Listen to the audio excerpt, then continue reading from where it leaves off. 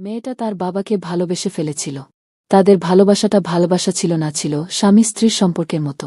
তার মাকে রেখে তার বাবার সাথে পালিয়ে এসেছিল। পালিয়ে সে একটা বাড়িতে বাসা ভাড়া নেয়। সবাই জানতাম তারা বাবা মেয়ে, কিন্তু তারা গোপনে স্বামী স্ত্রীর মতো সংসার করছিল। এক পর্যায়ে মেয়েটার পেটে বাচ্চা চলে আসে। বন্ধুরা, আজকের গল্পটি অত্যন্ত রোমান্টিক হতে চলেছে।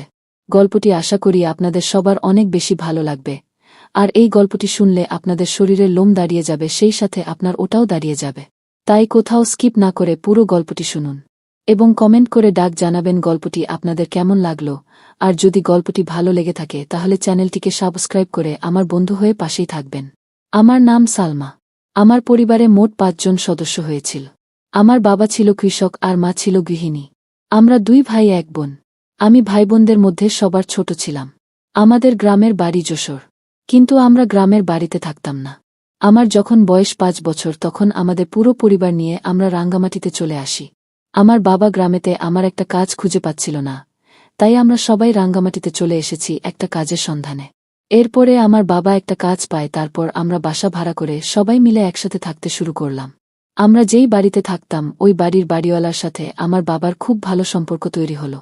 আমাদের বাসা যে বাড়িওয়ালা তারা সমস্ত পরিবার, আপনি আমার বাড়ির যত ভাড়াটিয়া আছে তাদের কাছ থেকে ভাড়া তুলবেন, আর আপনি কিছু নিবেন, আমাকে কিছু পাঠাবেন এখানে। তখন আমার বাবা সেই বাড়িওয়ালার কথায় এক বাক্যে রাজি হয়ে গেল। এরপর থেকে বাড়িটা আমরাই দেখাশোনা করছি।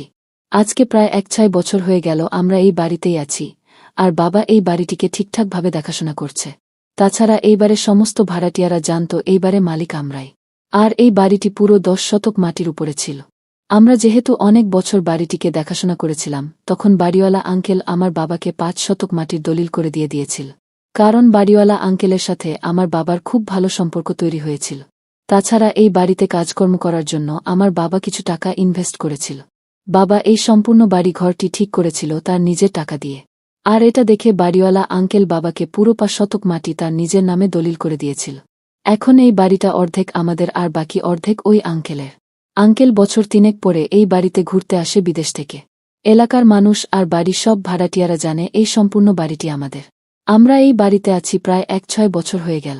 এর মধ্যে অনেক মানুষ আমাদের এই বাড়িটিকে ভাড়া নিয়েছিল, যার মধ্যে এমন একটি বাবা আর মেয়ের ঘটনা ঘটে, সেটা আপনারা শুনলে অবাক হয়ে যাবেন। একটা ভদ্র যার বয়স ৬-০ থেকে ৬-৫ বছর হবে, তার একটা মেয়ে নিয়ে আমাদের বাসাতে ভাড়া নেয়। মেয়েটার বয়স ছিল আমার মতো ১-৭ থেকে ১-৮ বছর। তারপর ওই মেয়েরা আমাদের বাসা ভাড়া নেয়, আর তাদের সম্পর্কের কথা শুনতে চাইলে তারা বলে তারা নাকি বাবা মেয়ে। আর ওই ভদ্রলোকের স্ত্রী নাকি অনেক বছর আগেই মারা গিয়েছে, তাই তারা বাবা মেয়ে একসঙ্গেই থাকে। আমার বাবা প্রথমেই তাদেরকে দেখে ভাড়া দিতে চাচ্ছিল না, কারণ আমার বাবার প্রথমেই তাদেরকে দেখে সন্দেহ হচ্ছিল। ভদ্রলোক আমার বাবার কাছে যখন কথা বলছিল তখন কেন জানি মনে হচ্ছিল তিনি আমাদের সবাইকে মিথ্যা কথা বলছিল। কিন্তু এক পর্যায়ে তারা এমনভাবে বাবাকে রিকোয়েস্ট করে শেষ পর্যন্ত আমার বাবা তাদের রিকোয়েস্ট অনুযায়ী তাদেরকে একটি বাসা ভাড়া দেয়। বাসা ভাড়া দেওয়ার পরে আমাদের দিনগুলো খুব ভালোই কাটছিল। একদিন সকালবেলা উঠে দেখলাম ওই মেয়েটা প্রচণ্ডভাবে বমি করছিল। মেয়েটা বমি করা অবস্থায় তার বাবা বাড়িতে ছিল না। আমরাই একটা ভালো ডক্টর ডাকলাম। তারপর ডক্টর যখন বাসায় আসলো আরে মেয়েটাকে পরীক্ষা নিরীক্ষা করল, তারপর ডক্টর যা বলল তা শুনে আমরা সবাই হতবাক হয়ে গেলাম। ডক্টর বলল ওই মেয়েটা নাকি প্রেগন্যান্ট হয়েছে। আমরা জানতাম মেয়েটার বিয়ে হয়নি, তাহলে ওই মেয়েটার প্রেগন্যান্ট হলো কিভাবে? মেয়েটাকে যখন আমরা জিজ্ঞেস করলাম যে তুমি প্রেগন্যান্ট হলে কিভাবে, তখন মেয়েটা কোনো কিছু বলতে পারল না। আর তখন তার বাবা বাড়িতে ছিল না, তখন তার বাবা কাজে ছিল। এরপর আমার বাবা ওই ভদ্রলোকাকে জিজ্ঞাসা করবে আসলে তাদের মধ্যে কি চলছিল, কারণ আমার বাবার প্রথমেই তাদের দুজনকে সন্দেহ হয়েছিল তাদের কথাবার্তা শুনে। আর এই ভাষাটাই বা কার? এতদিন তো আমরা সবাই জানতাম যে এই মেয়েটার বিয়ে হয়নি। তারপর ওই ভদ্রলোকটি কাজ থেকে বাসায় ফিরল, আর তখন আমার বাবা জিজ্ঞাসা করল যে আপনার মেয়ের তো বিয়েই হয়নি, তাহলে আপনার মেয়ের পেটের বাচ্চা কার? তাছাড়া একটা মেয়ের বিয়ে হয়নি, তার পেটে বাচ্চা কিভাবে হয় সেটাই আমার বাবা ওই ভদ্রলোকের কাছে জানতে চেয়েছিল। এই কথা শুনে ভদ্রলোক অবাক হয়ে গিয়েছিল। আর ভদ্রতা তখন মিথ্যা কথা বলছিল যে আমার মেয়ের বিয়ে হয়ে গেছিল। আমার মেয়ের আরও ২-৩ বছর আগে বিয়ে হয়েছিল, তার জামাই বিদেশে থাকে। এই কিছুদিন হলো তার জামাই দেশে এসেছিল। এর মাঝে আমি আমার মেয়েকে তার জামাইয়ের সঙ্গে দেখা করতে নিয়ে গিয়েছিলাম, হয়তোবা সেখানেই তারা কিছু করে যে এর মধ্যে আমার প্রেগনেন্ট হয়ে গেছে। আমার বাবা তার কথা বিশ্বাস করতে পারতেছিল না, কারণ আমার বাবা বলল আপনি একই সময় একই রকম কথা বলতেছেন, আমি আসলে আপনার কোনটা কথা কি বিশ্বাস করব? তারপর সেই ভদ্রলোক বলল আসলে সত্যি কথা, আমার মেয়ের বিয়ে হয়ে গেছে। তারপর সেই ভদ্রলোক বলল আমার মেয়ের বিয়ে হয়ে গেছে, আর আমার মেয়ের স্বামী বিদেশে। এইসব কথা শুনে এলাকার মানুষ এবং আমরা সবাই হতবাক হয়ে গেলাম আর ভাবলাম যে দুনিয়াটা আসলে কোথায় চলে গেছে, কে বাবা কে মেয়ে কেউ কোনো কিছুর দিকে পরোয়া করতেছে না। আমরা ৩ বছর আগে একে অপরকে ভালোবেসে বিয়ে করে ফেলেছি। এসব কথা শুনে তো আমাদের সবারই মাথায় আকাশটা যেন ভেঙে পড়ল। এইসব কি বলছে এই মেয়েটা? এরা বাবাকে বিয়ে করছে মানে? তারপর এলাকার সবাই তাদের দুজনকে বেঁধে মারধর করতে শুরু করল আর সমস্ত কাহিনীকে খুলে বলতে বলল। মেয়েটার বাবা নাকি বিদেশে ছিল, মেয়েটা যখন পেটে ছিল তখন তার বাবা নাকি বিদেশে চলে গেছিল, বিদেশ থেকে আসার পর মেয়েটার মা মারা যায় আর তখন মেয়েটা একা হয়ে পড়ে। আর তখন এইটার বাবা একাকিত্ব সুযোগ পেয়ে মেয়েটাকে নানাভাবে অনেক কিছু করতে চায়। আর্মিটা এসব কিছু দিতে না চাইলে এক পর্যায়ে তারা চরম এক সিদ্ধান্তে উপনীত হয়ে যে তার বাবা তার মেয়েকে বিয়ে করবে। এই কথা শুনে মেয়েটির অবাক হয়ে যায় আর মেয়েটি তার বাবার কাছে কান্না করতে থাকে। তখন মেয়েটি তার বাবাকে বলে, বাবা তুমি আমাকে বিয়ে করবে, এটা কি রকম কথা? আর আমি তোমার মেয়ে, তুমি আমার জন্মদাতা পিতা, তুমি পিতা হয়ে নিজের মেয়েকে বিয়ে করবে? ছি বাবা ছিস, আমি তোমার কাছ থেকে এসব কিছু আশা করিনি। তারপরে যখন তার বাবার বিদেশ যাওয়ার সময় চলে আসে তখন তার বাবা বলে সে নাকি আর বিদেশে যাবে না। মেয়েটার মা বলে তুমি কেন যাবে না বিদেশে? তখন তার বাবা বলে, আমি তো অনেক বছর বিদেশ করলাম, বিদেশ আর আমাকে ভালো লাগে না, আমি বাংলাদেশ থেকে কোনো একটা কাজ করতে শুরু করব। ওই ভদ্রলোক এই কথা বলেছিল তার মেয়ের সাথে একটা তার সম্পর্ক তৈরি হয়েছিল বলে তার মেয়েকে ছেড়ে তাকে বিদেশে চলে যেতে হয়। তখন তারা সিদ্ধান্ত নিয়েছিল যে তখন তারা বিয়ে করবে। ওই মেয়েটা তার বাবাকে ভালোবেসে ফেলেছিল, কিন্তু তাদের ভালোবাসাটা বাবা মেয়ের ভালোবাসার মতো ছিল না। তাদের ভালোবাসাটা ছিল স্বামী স্ত্রী ভালোবাসার মতো। তারা গোপনে গোপনে ওই বাসায় থেকে তার মায়ের চোখ আড়াল করে স্বামী স্ত্রীর সম্পর্কের পালন করত। এরপর তারা দুজনে সিদ্ধান্ত নেয় আর গোপনে তারা কোনো কিছুই করবে না।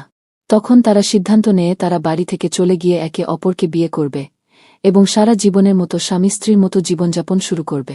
এরকম করে তারা ৩ বছর আগে তাদের বাড়ি থেকে পালিয়ে এসেছিল। আর পালিয়ে সে তারা দুজন দুজনকে বিয়ে করে ফেলে এবং তারা প্রথমে যে ভাড়া বাড়িতে উঠেছিল সেটাতে তারা স্বামী স্ত্রী পরিচয় দিয়েই উঠেছিল। এরপর তাদের বয়সও অনেক বেশি দেখে এবং তাদের চেহারার অনেক মিল দেখে তাদের এলাকায় অনেক ঝামেলা হয়েছিল। তাদের দুজনকে নাকি অনেক মারধরও করেছিল, মারধর করে তাদেরকে বের করে দিয়েছিল।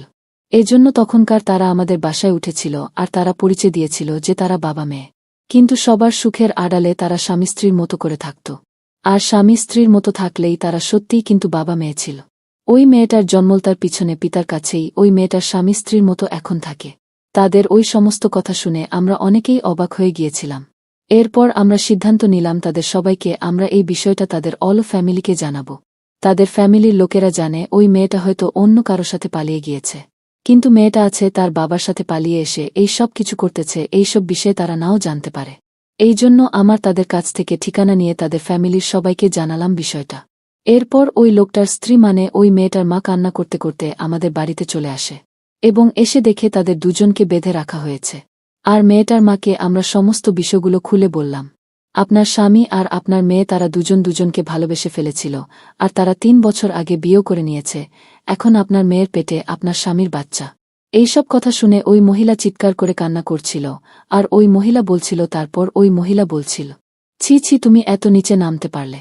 শেষ পর্যন্ত তুমি তোমার মেয়েকে বিয়ে করে ফেললে, তুমি এত খারাপ কিভাবে হলে? ওই লোকটা তখন চুপ করেছিল আর আমরা তখন সিদ্ধান্ত নিলাম আমরা তাদের দুজনকে পুলিশের হাতে ধরিয়ে দিব। তারপর এই ভদ্রমালী বলছিল, আমি চাই আমার মেয়ে আর আমার স্বামীকে পুলিশের কাছে ধরিয়ে দিতে।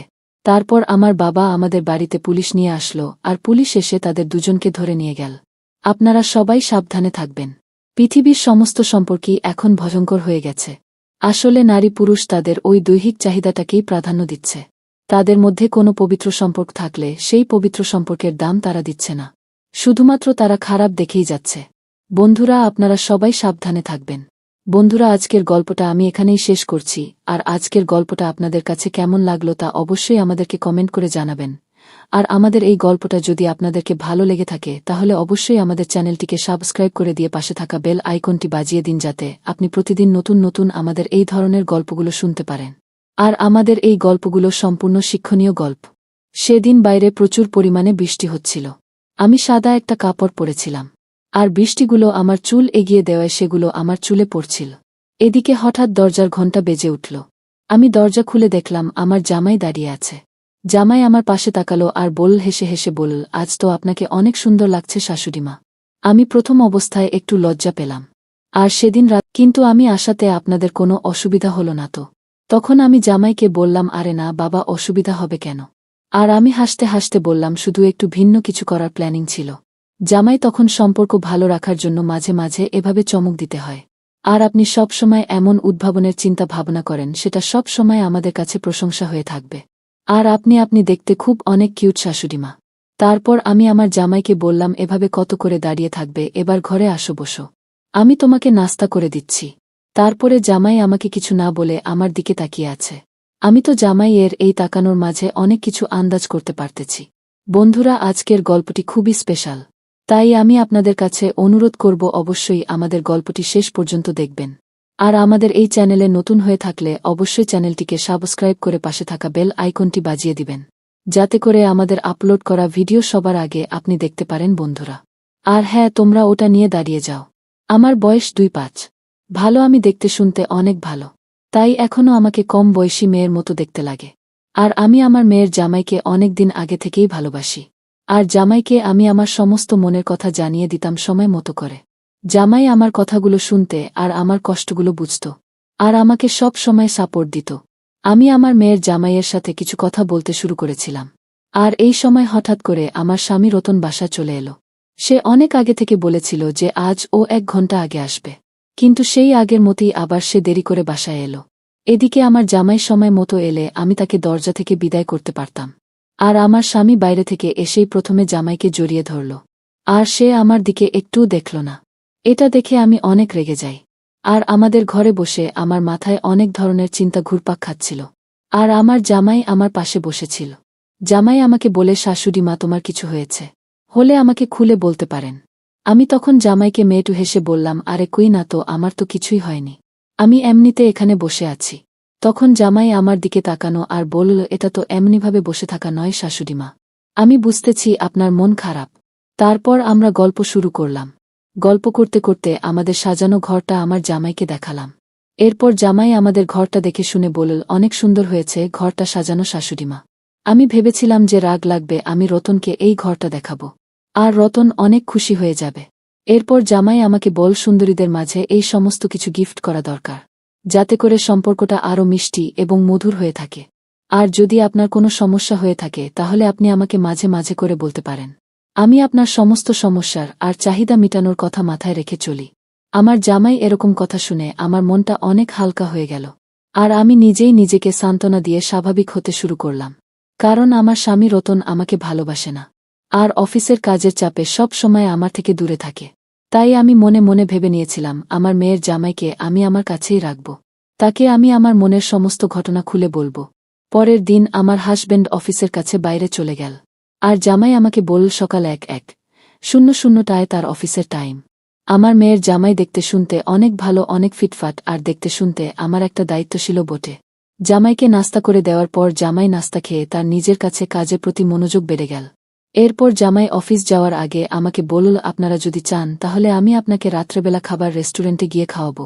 কাল আমি ভুল সময়ে এসে আপনাদের পরিকল্পনায় ব্যাঘাত ঘটিয়েছিলাম, আর আজকে আমি অনেকটা দেরিতে চলে আসব, যাতে করে আপনাদের কার্গের পরিকল্পনা আজকে পূরণ হয়ে যায়, যাতে আপনারা কালকের মতো করেন নিজের মতো করে সময় কাটাতে পারেন।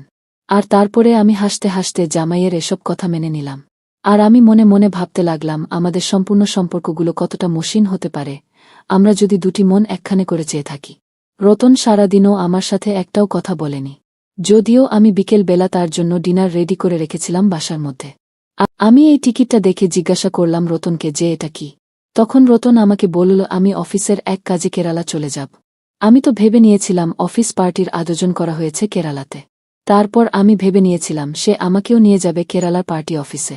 তারপর আমি রজনকে বললাম, তুমি আমাকে তোমার পার্টিতে নিয়ে চলো, আমাদের এক সময় কত ভালো সময় কাটানো হবে। রতন তখন আমাকে মুছে গেছে বলল, এটা পার্টি সবার জন্য, অফিসের কোনো ইসলামের জন্য, পারিবারিক কারো জন্য নয়। আর রতন আমাকে বলে, তুমি যেতে পারবে না। এই কথা শুনে আমি হতাশ হয়ে গেলাম আর রাগ করতে থাকলাম। আর আমি মনে মনে ভেবে নিয়েছিলাম আমরা একসাথে সময় কাটাবো। আর পরের দিন সে ফ্লাইট ধরে কেরালা চলে গেল।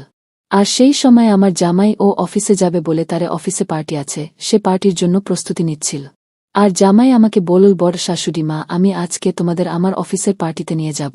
তোমার মেয়ে তো আমার সঙ্গে কোথাও যেতে চায় না, তাই আমি ভাবলাম আপনি আমার সঙ্গে চলেন, আমাদের অফিসের পার্টিতে অনেক মজা হবে। এদিকে আমার স্বামী আমাকে কোথাও নিয়ে যাওয়ার জন্য আগ্রহ দেখায় না। আর আমার জামাই আমাকে একটি ভালো সময় কাটানোর জন্য তার সঙ্গে নিয়ে যেতে চাইল। আমি অনেক সুন্দর একটি লাল শাড়ি পরেছিলাম। এটা পরে আমাকে দেখতে শুনতে অনেক সুন্দর লাগছিল। যদি বাবার বয়সটা 2-5 বছর। তারপর জামাইয়ের সাজা গুজব হয়ে গেলে আমি নিজে সাজুগুজু করে আমি জামাইয়ের সঙ্গে তার অফিসের দিকে হাঁটতে শুরু করলাম ঘরবাড়িতে তালা লাগিয়ে। আর আমি তো জানি যে আমার হাজব্যান্ড 4 দিন বাসায় আসবে না, অফিসের কাজে কেরালা চলে গেছে। আমরা একসাথে খুব ভালো সময়েরই কাটিয়েছিলাম। আর এই পার্টিতে অনেক কিছু শিখতে পেরেছি, আনন্দ করেছি। আমার মেয়ের জামাই আমার হাত ধরে সারা পার্টিতে ঘুরে ঘুরে বেড়াল। আর এটা দেখে আমার মনে হলো আমি যেন আমার জামাইয়ের কত কাছের মানুষ, কাছে আপনজন। এইভাবে সে আমার মেয়েকে কোনোদিন নিয়ে বের হয়েছে কিনা তা আমি বলতে পারবো না। তারপর অফিসে পাঠিয়েছে, আমি বাড়িতে চলে এলাম। আসার পরে জামাই আমাকে বলে, শাশুড়ি মা, আজকের আমাদের পার্টিটা কেমন হয়েছে? আর তুমি এই পার্টিতে কি এমন আনন্দ উপভোগ করলে? তখন শাশুড়ি মা বলে, আরে আজকে তো তোমাদের অফিসের পার্টি তো অনেক সুন্দর হয়েছে। আর তোমার শ্বশুর বলো তো আমাকে কোনোদিন এই ধরনের পার্টিতে নিয়ে যাবেই না, উল্টো সে গিয়ে পার্টিতে নাচানাচি করতে থাকবে। আর আমি তো তোমার শ্বশুরের সঙ্গে গেলে তার নাচানাচি করা হবে না। সেজন্য কি তোমার শ্বশুর আমাকে নিয়ে যায়নি? যাক, ভালো হয়েছে আপনি তো আমাকে নিয়ে গেছেন। আপনি তো আমার হাজবেন্ডের দায়িত্বটা পালন করতেছেন জামাইবাবু। এরপরের রাতে আমি যখন আমার ড্রেসের খুব খুলতে পারছিলাম না, তখন আমি প্রথমে রতনকে ডাকতে গেলাম। কিন্তু তখন তো আমার মনে হয়ে গেল রতন তো বাসায় নেই, রতন চলে গেছে তার অফিসের কাজে কেরালাতে। কিন্তু এমন একটা অবস্থা, আমাকেই হোকটা খুলতেই হবে। আর আমি অনেকক্ষণ চেষ্টা করার পর যখন পারলাম না, তখন আমি আমার জামাইকে ডাক দিলাম। তারপরে আমার জামাই আমার ঘরে হঠাৎ করে ঢুকে পড়ল। আর আমার হুকটা খুলে দিয়ে খুব তাড়াতাড়ি ঘর থেকে বের হয়ে গেল। আমার সবকিছু চেঞ্জ করা হয়ে গেলে আমি বাইরে এসে আমার জামাইকে বললাম, জামাইবাবু তোমাকে কিছু হয়েছে? তখন জামাই মুশকি এসে বলে, না আমার তো কিছুই হয়নি। আর একটা সমস্যা হয়েছে, সেটা হচ্ছে আমাদের ঘরে এসিটা নষ্ট হয়ে গেছে। আর তুমি তো জানো একটা এসি ছাড়াই এই গরমের মধ্যে ঘুমানো মুশকিল। তার এই গরমের সমস্যার কথা শুনে আমি আর আমার জামাইকে আমার ঘরে এসে শুইতে বললাম, কারণ আমার ঘরে এসিটা ভালো আছে। এরপরে জামাই কোনো কথা না শুনে সরাসরি আমাদের ঘরে এসে ঘুমালো। যদিও জামাই আর আমি একই ঘরে, আমাকে কেমন জানি লাগছিল। এইভাবে শুয়ে থাকতে থাকতে আমাদের লাভটা কেটে যায়। আর পরের দিন সকালে আমাদের রেশনটা শেষ হয়ে গিয়েছিল। আমি ওর জামাই বাবাজিকে কিছু হাতে টাকা দিলাম। আর বললাম, যাও আমার জন্য রেশনটা নিয়ে আসো। আর এই কথা শুনে রতন বলল, মা আপনি কোনো চিন্তা করবেন না, আমার কাছে যেটা আছে সেই টাকা হলে আপনাদের পুরো 6 মাসের বাজার হয়ে যাবে। আর আমরা আমাদের সকালকার খাবার বাসায় খেয়ে দুপুরে খাবার বাইরে খাওয়ার পরিকল্পনা করতেছিলাম। তারপরে দুপুরের সময় জামাই আমাকে একটি রেস্টুরেন্টে নিয়ে গেল। আমাদের রেস্টুরেন্টে খাওয়া শেষে আমরা সরাসরি চলে গেলাম শপিং মলে। শপিং মলে গিয়ে জামাই আমাকে বলে, মা আপনার যেটা যেটা প্রয়োজন আপনি সেটা এখান থেকে বেছে বেছে নিতে পারেন। আর আপনি আজকে যা নিবেন